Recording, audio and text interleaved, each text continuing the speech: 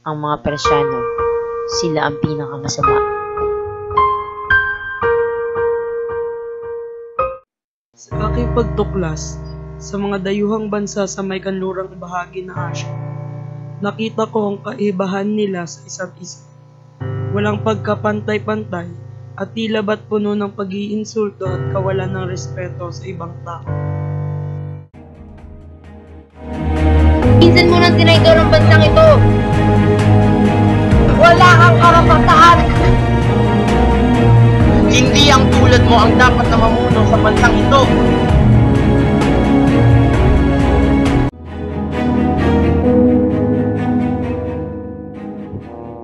Ngunit sa pagtapos ng dokumentaryong ito, tila ba't iba't iba talaga ang mga katangian at personalidad ng bawat angkan at lahi.